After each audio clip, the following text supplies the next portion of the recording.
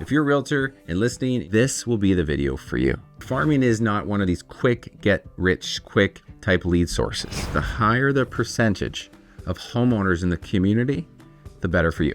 If this is your community and you can speak to it passionately, you're going to be in a better position to go out there and take that market share. All right, today I'm going to talk to you about the 6 steps to picking a fruitful community farm. If you're a realtor and listening and you've been wanting to get into the farming business, meaning taking control and market share of a specific community or a portion of it, this will be the video for you. Throughout my careers as a top 1% agent, building a top producing sales team, I spent a lot of effort building multiple farms in our area. And this is what I'm going to unpack for you guys today in this short little video so you're set up for success. Now though, I want to let you know, when I was a diehard community farming agent, I never felt more powerful than I did in that part of my business. I felt just literally on top of the world, because what happens is you're creating something basically from nothing, then you're monetizing it into more business. And what you learn pretty quickly is that your path to success was driven by your execution. Not just a friendly referral, not just a past client coming back into you, not just something from your mom or dad. The business is truly a business when you build out a community farm. And that empowers you to become a listing dominant agent. And in today's world, with the NAR settlements, with everything going around, listing to last still remains the most important thing that we can do. So that's what I'm going to empower today. My name is Darren Langille. My brand is the Re-Education School, which is my now 19 years of in the trenches discussion and trying to kind of take what I've learned and the experiences and the scuffs on my knees that I've built and put it forward to you guys here as agents. So first of all, I should talk to you about who is farming for and who is farming not for. So let me talk about who is farming for first. It's for those people that are willing to deploy a focused effort for a long period of time. See, farming is not one of these quick, get rich quick type lead sources. You need to be an agent that's patient and willing for that kind of medium term, year plus out level of results. If you're not that agent, this might not be for you. You also have to be really organized. The reason that is because you're organized has to be with your time, with your budget, or else again, you can't half-ass your way through this business, not with farm community. It has to be consistent, it has to be organized. I'm kind of excited about the power of building a list, right? Again, a lot of us in real estate go kind of randomly through this. And we kind of Mickey Mouse our way to 100,000, 50,000, or some reasonable side gig. But for those who are taking on community farming, the power of creating a list of people that you've met, things you know about them, when they've sold, what they bought for, why they love it there, this type of conversation has to be something you fall in love with, or again, you'll let all this effort go and fall through the cracks. Also, you need to be somebody that can stay on budget, yes, with your money, because you do have to plan with some cash for the foreseeable future, but also with your time. Because the things I lay out in community farming requires a fair amount of your time, and it has to be done consistently. So that's who it's for. Who is it not for then? It's not for those looking for that quick buck. It's not for those who aren't willing to spend a little bit to build up this lead source. It takes time, energy, and money to do it with a reasonable pace of return. It's also not for those people who aren't willing to get away from their computer like I am now, hit the streets and the front doors, to knock on the doors, to meet face to face and be in the community. Community farming is also not for the people that are not passionate about where they want to sell. Where I live today in the slopes is a byproduct of the passion I had for this community once upon a time. If I wasn't passionate about it, to learn about it, to know its positives and negatives, it wouldn't have been the right fit for me. People would have seen through that like you do a get-rich-quick scheme.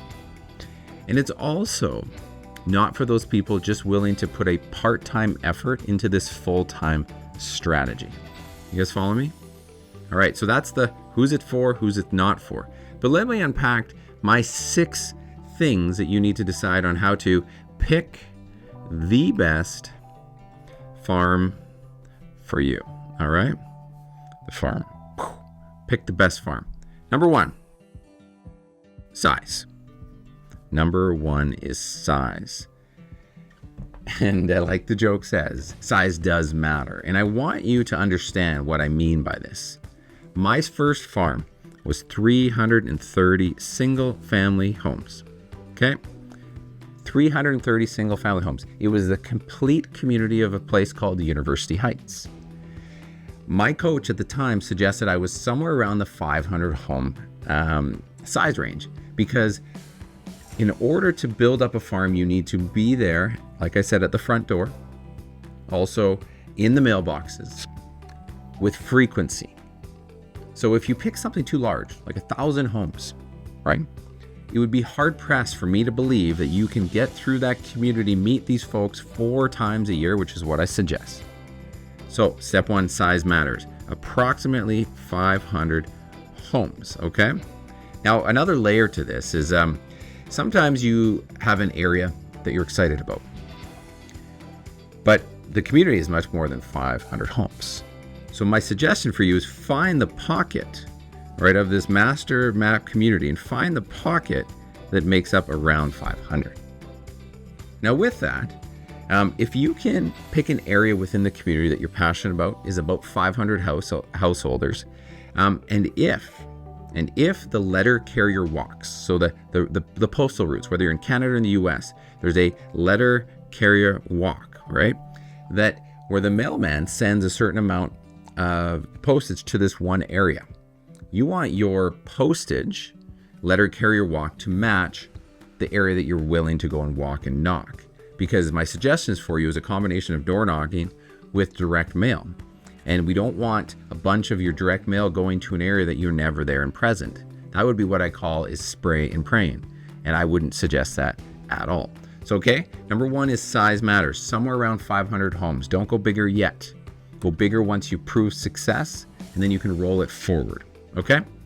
Step or item number 2, homeowner demographics.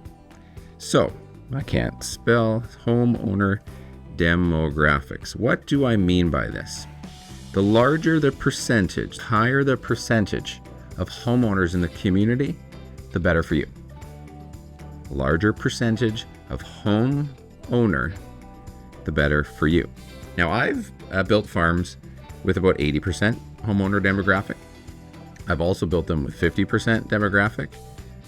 So you can be on the spectrum. You just need to understand the higher this is, the more chance your effort at the door, your effort in the direct mail, your effort in the community is going to the decision maker, to the homeowner. Now, if you're at a 50% community, you can imagine there's a lot of renters. If there's a lot of renters in the community, that means you have to make different decisions on the business plan. It doesn't mean it's a no-go zone, because I've been successful there too. But the higher the percentage of homeowners, the more likely you're going to have success, because you don't have to take on these advanced techniques. All right? So that's number 2. What is number 3? This is kind of a sneaky one. Community entry points. So what do I mean by this? If you look at a giant Google map and there's this community with all these streets and these things that are going everywhere and going through, and there's a bunch of ways in this community, okay? All right, if you look at my scribble, you will see there's an entrance here, an entrance here, an entrance here, here, here, here. 1, 2, 3, 4, 5, 6. That's 6 ways in and out. The reason I like to have the lowest, I want the lowest amount of entry points, is because when you put up just listed, just sold, coming soons, and you do anything in the community, if you own a bus bench along one of these routes per se, you're going to have more of the people seeing your stuff more of the time. Now, I've been in that 50% rental community that I talked about. It was a grid. It looked like this. And do you think this is an easy way to get eyeballs on all the people that might live in this house? Not a chance. So the less community entry points, the better for you when you're selecting it. All right? I'd love to go into more of this, but we can't. All right, step number 4. This becomes a big one. Competition analysis. Your job when you're considering among those first three things already is the competitor analysis. What is the market share? What is the market share of the agents in the community, right? So what I do is I ask people to go back 2 years, pull all the sales data, right? And then you put them in order of listing agent name and you filter it and you just make that list in an Excel sheet. What we want to get a sense for is who has the dominant market share. Is there somebody with dominant market share? And you just put them in by name, right? I like to go after everybody that's kind of sold 3 or more, right? And then I add them up and I put them down in order like this. And I want to see if the people that have done 3 or more, I add them all up and see what total market share do they have. Oftentimes, if you're in a high-end area and there's some community farm dominant agents, you'll see people that it'll usually be something like 3 to 5 people can make up about 40 to 50% of all the sales. So it's not that this is a no-go zone. It just means, okay, now I know that about 3 to 5 of these people have a pretty strong beat on this community. They're obviously doing something to make multiple sales happen. But that's not always the case. That's not always the case at all. In my first farm, there was not a single agent that had done more than 1 deal in the last 2 years. So my competitive analysis was low, meaning there's a lot of opportunity for me to come in here if I so choose. So I want you to do this analysis and understand who your competition is. Higher the competition means more effort to penetrate income. Again, it doesn't mean no-go zone. Every farm is a takeover opportunity, just like every record is meant to be broken, same type of thing. Okay, turnover, number 5. So turnover is the total number of sales, right, divided by the number of homes, right? So if this is bigger, right, most of the coaching out there would say aim for approximately 6% plus, right? So if there's 100 homes in the community that 6 of them sell every year, right? That gives you enough kind of market, total addressable market to go after to make a living out of it, right? I've done this as low as 2.8% all the way up as high as 8%, right? It can work no matter where you are. You just need to understand the demographics. Again, the higher, the better. Now, the higher, if you go way up there in the 10 and 12% range and the community is turning over a lot, there is one downside to this. And what do you think that is? It's that if there's way more turnover, it's hard to make a big splash with your sale. It's hard to make a big splash with your coming soon or your yard sign. So I like the blend of this. You just need, there's puts and takes, but there is this average to chase. And then step number 6 is to just pull this all together.